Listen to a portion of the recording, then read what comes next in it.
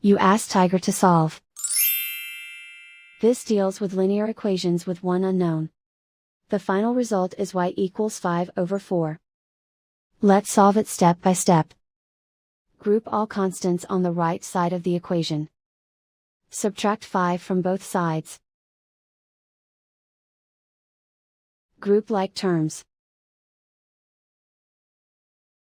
Simplify the arithmetic.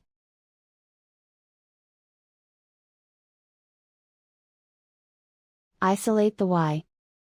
Divide both sides by -4. Cancel out the negatives. Simplify the fraction. Cancel out the negatives. And so the final result is y equals 5/4.